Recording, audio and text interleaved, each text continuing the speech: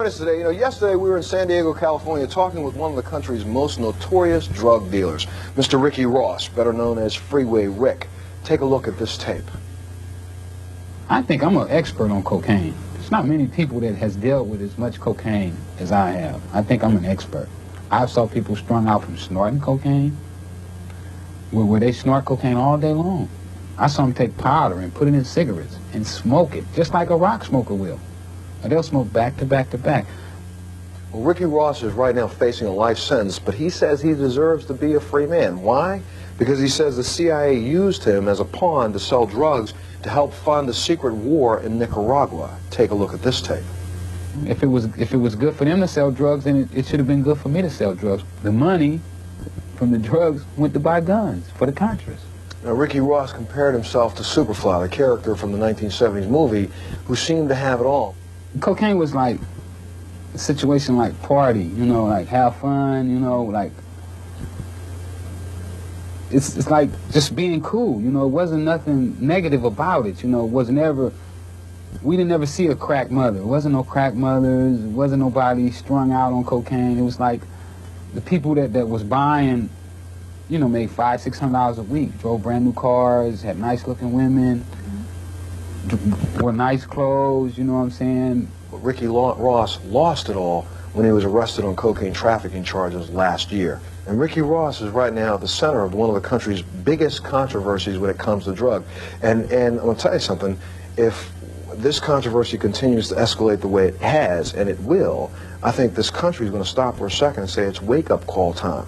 I think right now what we need to do is try to figure out whether or not there's any truth to this. So today we're going to discuss it. And my first guest worked for the government of the United States, for the Drug Enforcement Agency, for 25 years. He recently wrote a book called Triangle of Death, which he wrote and says it was written as fiction because if you had written it as fact, well, please welcome Mr. Michael Levine to the show.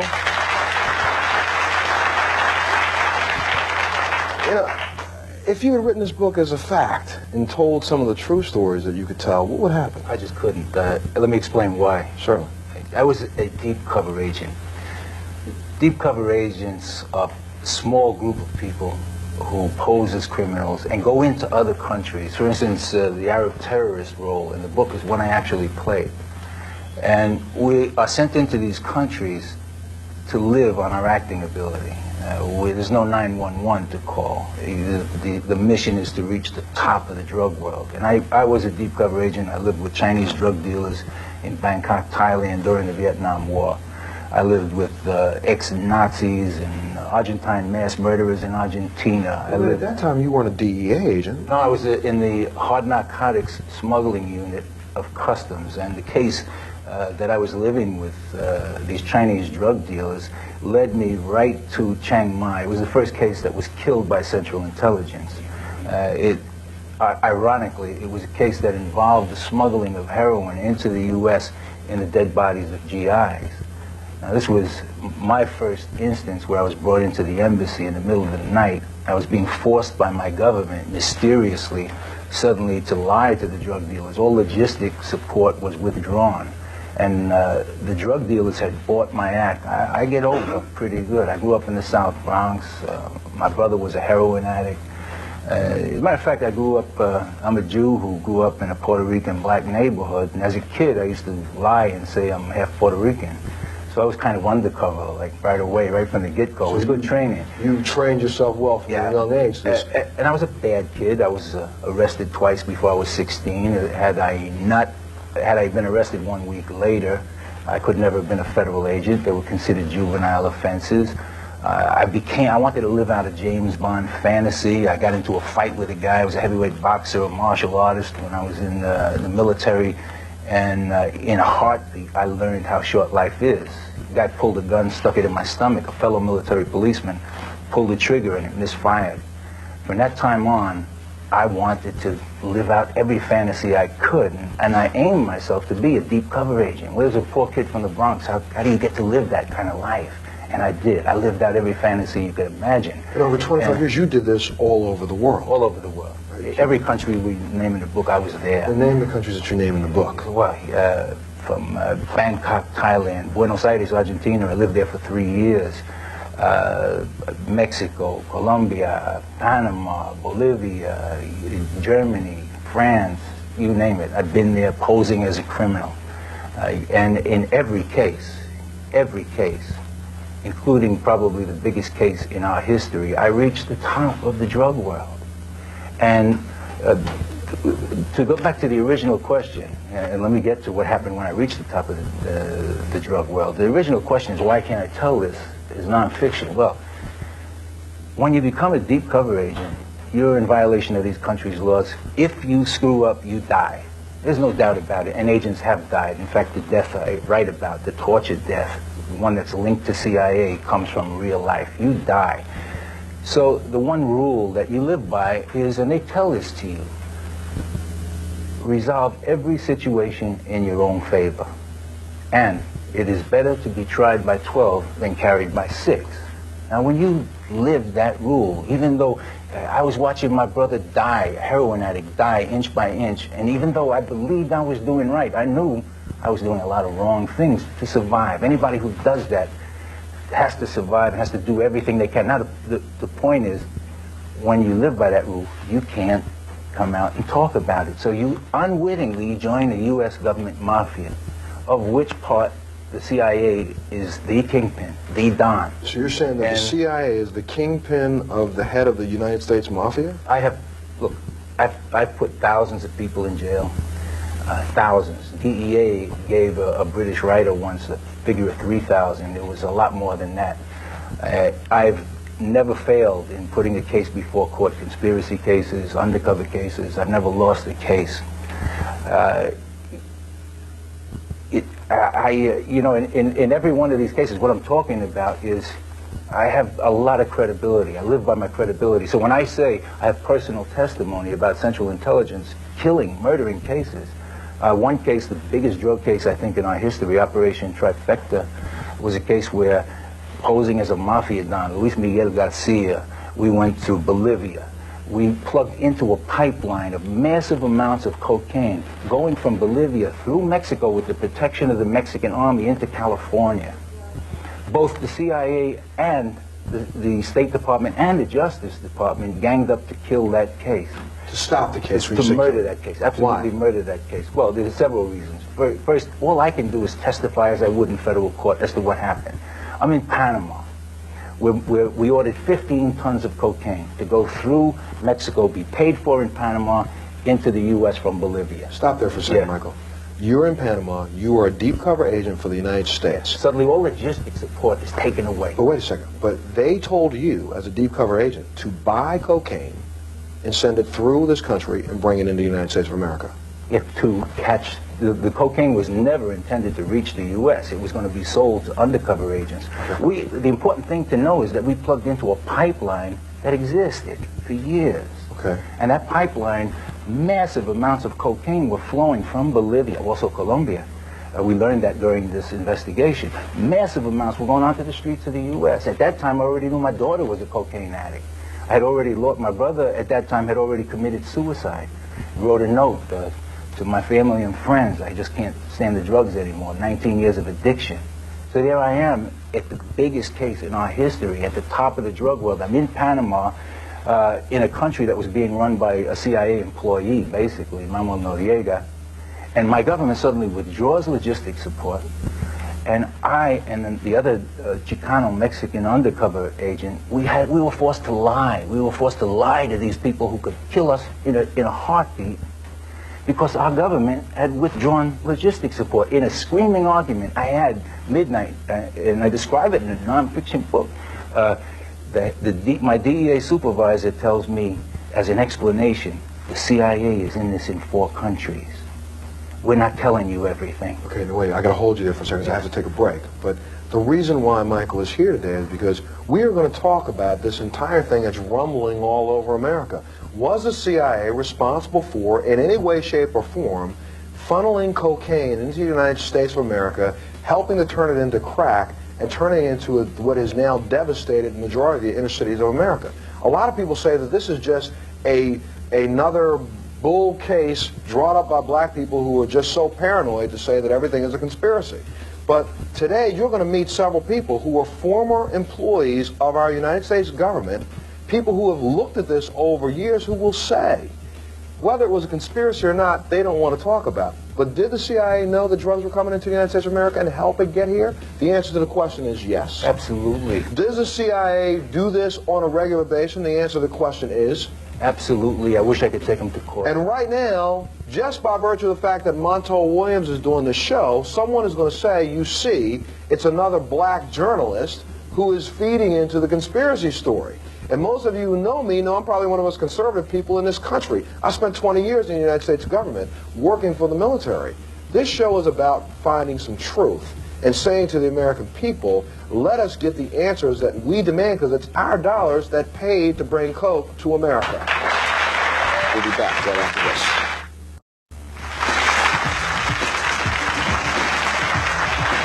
We're talking today, this is really a show about what we can call rumors. The rumor that the CIA was involved in making sure that cocaine made it to the streets of South Central LA back in the early 80s and then helped to develop and turn it into crack, which was then spread across America, and is the reason why most of our inner cities are in the plight that they are in. And a lot of this has been out there for years, but it wasn't until recently that the story broke again. And my next guest is a reporter, not from San Diego, California, but from San Jose Mercury News, and he wrote a story called The Dark Alliance. Please welcome Mr. Gary Webb to the show.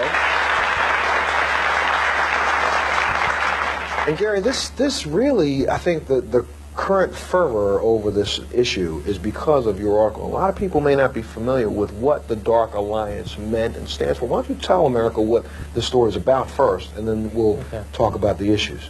It was about a cocaine ring that operated along the west coast of the United States throughout most of the 80s. And they were funneling, they were selling cocaine in South Central. They were also selling it in Oakland. They were selling it in San Francisco. They were selling it in San Jose. And some of the money they were making was going to support an army that the men who ran the cocaine ring worked for, called the FDN. This was an army that the CIA started in 1981 and supported. Better known to us, most of us who remember news, the Contras from Nicaragua. So go right ahead. The men that were running the cocaine ring were top officials of this Contra army. And what we found was that they were selling this stuff in South Central, which is, predominantly black section of Los Angeles, immediately before the outbreak of the crack cocaine epidemic. They started selling powder. Tons and tons and tons of powder cocaine was going into this one small area of the city. And from there, they sold it to Freeway Rick. And Freeway Rick took the powder, turned it into crack, and starting in 1983, 1984, began distributing it to predominantly the gangs, the Crips and the Bloods in Los Angeles. And they spread it, from there.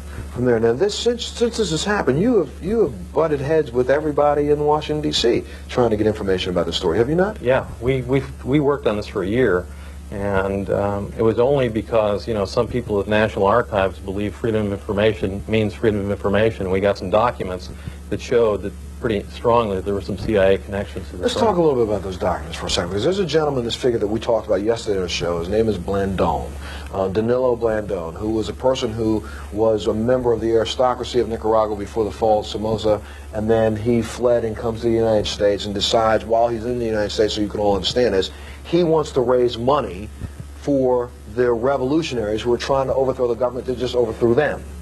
So here in the United States, they try to do fundraisers, and that doesn't work. And then Blandón gets a scheme. Well, I can get some cocaine cheaply with some help from some of my friends and get it into the United States of America. All I need to find is somebody who can sell it. So they find a gentleman by the name of Rick Ross, who is Freeway Rick.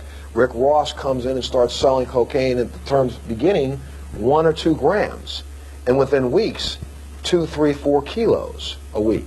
Within months, what was it, 10 to 15 kilos a day. Ricky Ross was selling cocaine to the point of making $3 to $4 million a day. He sold so much cocaine, it hurt his fingers to count the money. Not only in Los Angeles, but in Cincinnati, in St. Louis, all the way across America. So some can say, and this is the reason why people are so angry at you in your article, is that Ricky Ross, the dope dealer, was supplied by the CIA because Blandón was an operative for the CIA, correct? Blandón and Meneses were working for an army that was a wholly owned subsidiary of the CIA. They were meeting with CIA agents Blandone, and this came out in court. I mean, Danilo Blandone is now a government witness. He works for the Drug Enforcement Administration, and we've paid him, I don't know, $166,000 over the last 18 months because he's such a good informant. So they put him on the witness stand in Ricky Ross's case, and he testified that in 1981 he went to Honduras, he met with the commander, the military commander of the CIA's army, and he was instructed to go raise money in California for this Contra army.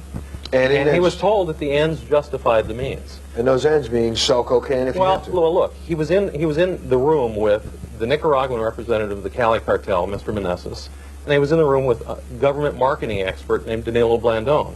Now, if they weren't talking about selling cocaine, I don't know what they were talking about. And this is all information they can find on a website. I have to use that website, but on a website on the internet. So we're going to put that up so people can go and look at these documents take yourself. a look at the documents yourself and judge it. But Michael, now, I mean, there's a stretch here. Here's a guy who is obviously a CIA operative, Mr. Blandone, who is working with this government-backed army that we've kind of created in Nicaragua. But how the heck does this guy get to bring in tons of cocaine? When I say ton, I'm talking tons. 3, 4, 5, 6, 7, 8 tons of cocaine weekly in the United States of America for 7 years, and no one can ever catch him. Well, number one, Mr. Meneses was actually indicted in 1984. He was known within, my own sources in DEA told me he was known as el rey de la droga, the king of drugs. He was in more than 40 files and indicted mysteriously, and people within DEA say that it was CIA intervention that kept this sealed indictment from ever being opened. So he was well known. He's well known. The connection between him, Blandone, and Calero, who was the head of the Nicaraguan government in exile, is clear. There's a clear evidentiary. We got a picture of it. Yeah, there's a clear evidentiary trail. Now, if you want to follow that trail up, you have to first understand how CIA and DEA work. I was a country attaché assigned to Argentina. Now, during those years, there were people who I inherited on the payroll who were murderers. They were also on the CIA payroll.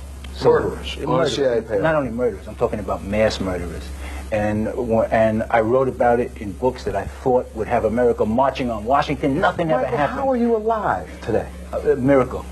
Just absolutely. Why didn't the CIA bump you off before you came to the Montel Williams show? Because to me, they will say tomorrow, he's a kook, he's crazy, don't believe anything he has to say, don't worry about it, there's no conspiracy. Well, at the same time, DEA called me one of their best in a New York Times article. The only thing I can say, Montel, I lost my son, I lost my brother because of this phony CIA-backed drug flow. Somebody once said that if you don't have anything in your life to die for, you don't have anything to live for. And after losing my son, that's the story of my life. God bless Gary Webb. I've been trying to tell this, and other DEA agents are now coming out trying to tell this story. Let me take a break. When we come back, we got a lot of people who disagree with all of this. They're here today. We're going to have a good argument. We'll be back right after this.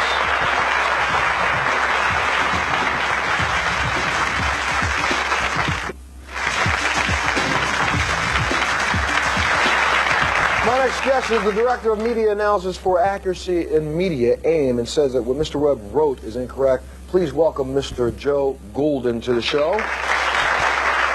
And also welcome the host of his own radio talk show on WWRC in Washington, D.C. Please welcome Mr. Joe Madison to the show. I say that Mr. Madison has dedicated the last 3 weeks of your broadcast. Oh, no, it's been 7 weeks, 3 hours a day, 5 days a week. To this issue. To this issue. They will not allow me to talk about anything else. And when I say they, I mean the people in this 50,000-watt station from Philadelphia to the hills of West Virginia, black, white, Hispanic, every color you can imagine, every nationality, every economic, social group. People want to know. America wants to know.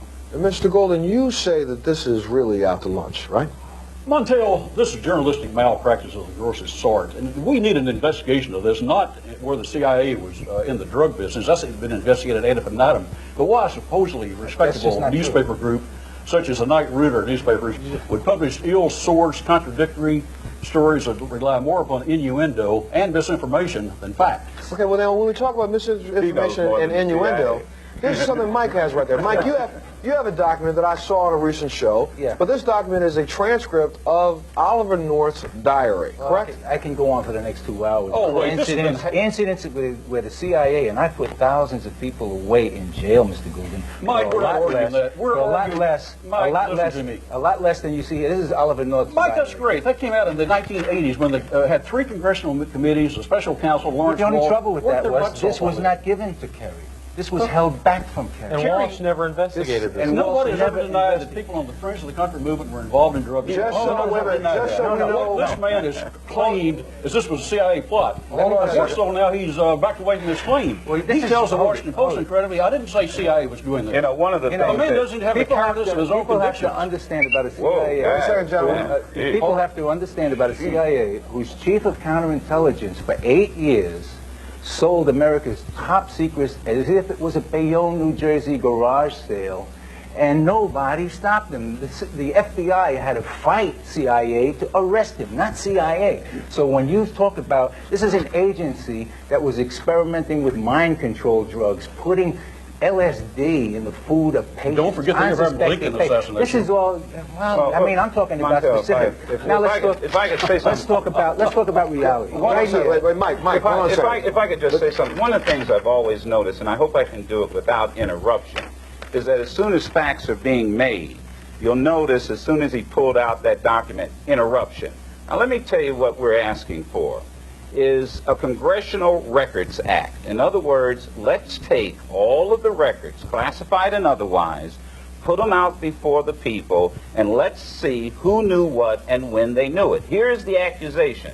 The accusation isn't that agents were on the street corner selling drugs. The accusation is that drugs are being sold by the Contras and that the CIA knew about it and didn't do anything. That's the accusation. So what we need is a Records Act so that Joe. you and I and all of us. Now, Well, if he let's- says he knows what the CIA knows, he's saying more than the CIA is saying. Joel, I know this for a fact. They put Eden Pastora out of business in the Southern Front. Commandante Zero, for instance.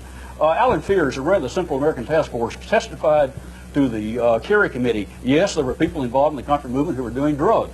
But That's what we said. Well, That's yeah, exactly but what you we're have saying. your time long. The question is, does the CIA know? We have Ricky Ross here, starting the drug business in 1979 when Blandon was still in Managua.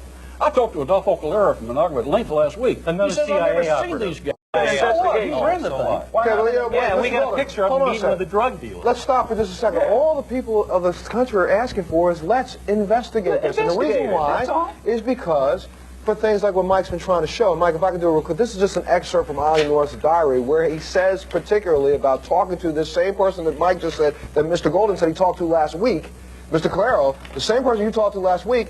It says in Ollie North's diary, contact him so we can get 1,500 kilos? Well, what it says, we have to investigate. Okay. It's never been investigated. Quickly, this is just one piece of several hundred pages of Ollie North's diary reflecting drugs. It is a phone call from Dewey Claridge. Who is Dewey Claridge? He's a top CIA official who was convicted of lying to Congress and pardoned by President Bush. During this conversation, they speak of a phone call to Calero. Calero, there's a direct Mr. Golden evidentiary talked to last chain. week. There's a direct evidentiary chain from Calero right to Ricky Ross. It's there to be investigated. That's all. In this, and mind you, there were 2 attempts at classifying this. In this, they reflect one aircraft to pick up 1,500 kilos. Now, I promise every one of you, if I, as a DEA agent, got this in your diary, you would have 100 DEA agents around you, around the clock. And this is one page of several hundred. They've Mike, never been kilos of what? investigated. Let me Kilos take- of what? Well, you tell me what. Let me take a break. Coffee! Yeah. Coffee! Let me take a break. When we come back, we're going to be joined by Congressman Charles Rangel, who says that, you know what, all we want to know is the facts. Let's look at the facts and give us all an opportunity as citizens of this country to evaluate the facts. Any That's all American. everybody wants to do. Every American wants to know the truth. When we come back, we'll hear from an American who wants to know it. We'll be back right after this.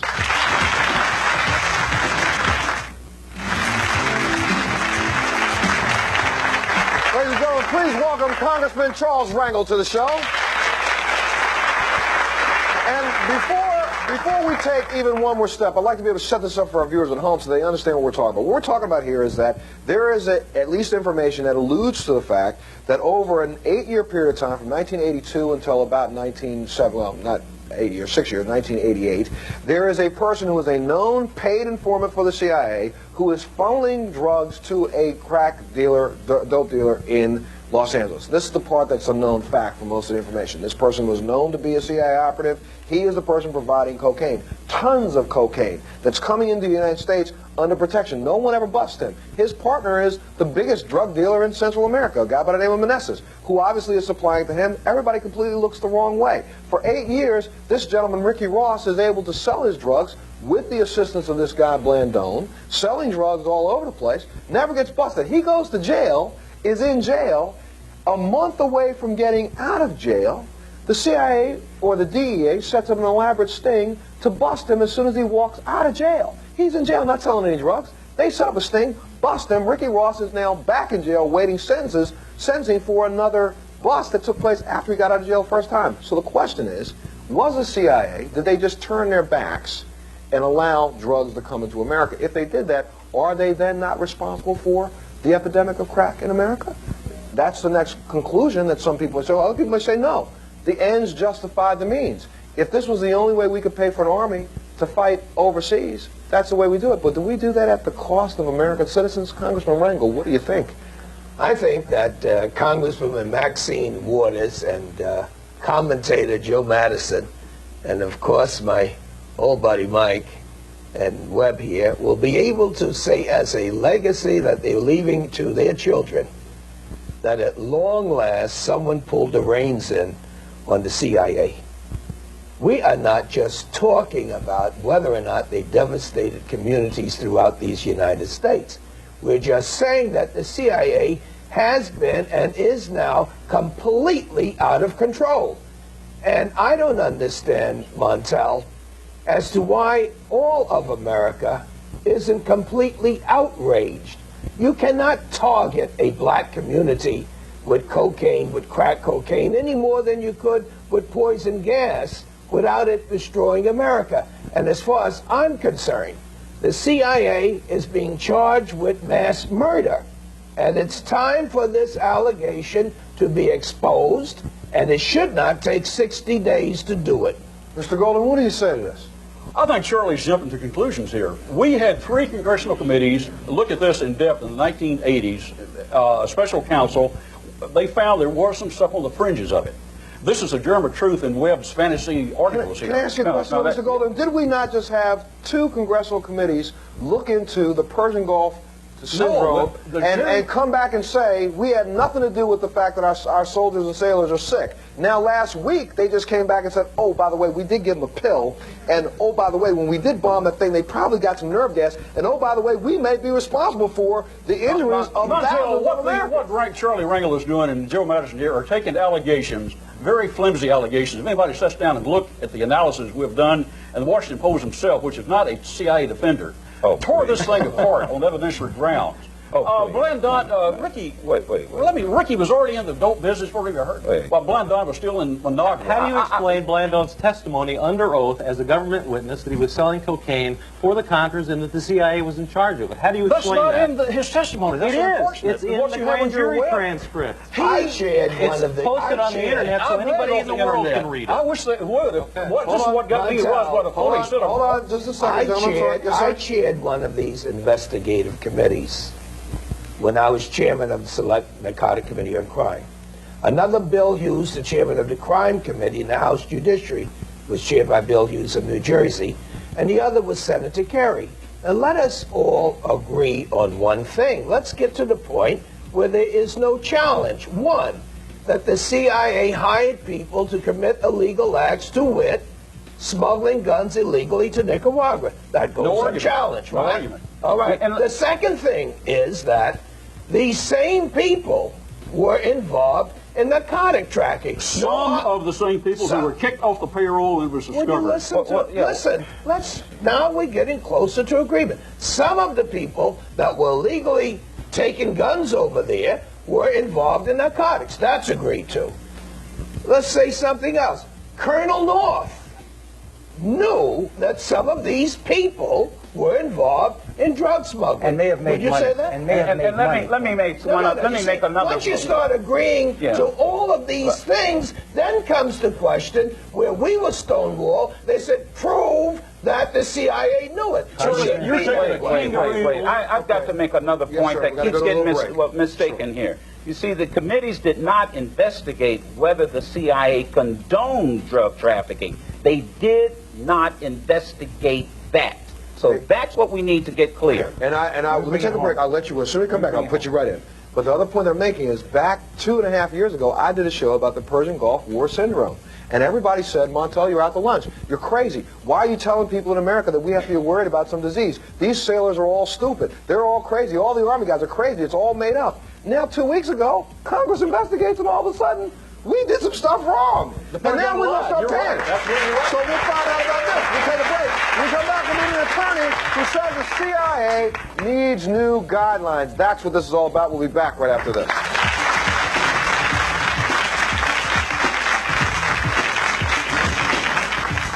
Yes, ma'am, you had a comment. Yeah, I just more or less had a comment more so than a question.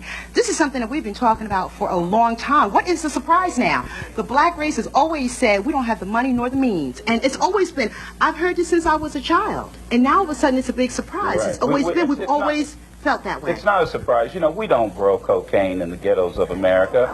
It's got to come from somewhere. And the only thing that I will ask is that my good friend Charlie Rangel here, if he will go back and help get legislation started that will create a Records Act. Once we create a Records Act, then we can all see what's there, classified or otherwise, and make up our own minds, black or white. Okay, Michael, I got to let you go ahead, I sir. was hired by the government as a tactician. Right now, what we're succumbing to is what Central Intelligence wants. We're making it a black issue. And it's not. And it's not. My brother died. My son died. There's millions of Americans who suffered. The important thing that we've got to remember is that it is not a black issue, and the proof that they're waiting for it to go away is that both presidential candidates are not saying a word. And I can tell you, Montel, that my audience is much like your audience. It's across the board. I mean, I read in this Accuracy in Media where they claim that this is a Get Whitey campaign. Well, let me tell you something. There are black, white, Hispanic dealers, black, white, Hispanic distributors, black, white, Hispanic users, and the CIA, I assume, is not all white. So, you know, this is an American tragedy. It's not a get white tragedy. It's to get who's responsible and hold them accountable. Okay, hold on just a second, Michael. Please welcome our next guest to the show. He served as a special counsel to the Senate Committee on Foreign Relations in 1989. Please welcome Mr. Jack Blum to the show. Jack, near the end of the segment, I'm going to let you in as soon as we come back. What do you think about all this? Real quick, and I'll get you some more from you when I come back from break. We've been there and we've done that. We did this investigation. We did it 10 years ago. We had witnesses under oath.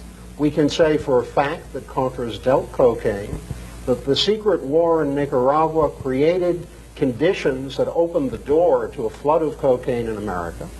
And we know that the CIA and Oliver North and people in the White House knew about that. Can we also we said say, it in a public report. I'm getting DEA agents, I'm telling you. I got a call last week from an agent who said, Montel, I will give you the location of the airfields they flew into. One of them is in Texas at a U.S. Army Air Force, I've had or the U.S. same Air calls. Force base. I've had the So same calls. why can't we go after these guys? Because that means that it wasn't just Reagan and Ali, but it may have been Bush and You've got to bring them in under more than oath. just know about it. They actively destroyed cases. They actively put DEA agents' lives on the line to protect the drug flow. I was one of those. And you- Let me take a break. I'm going to let everybody come in one at a time, and we'll try to get through the next one. We'll be back right after this.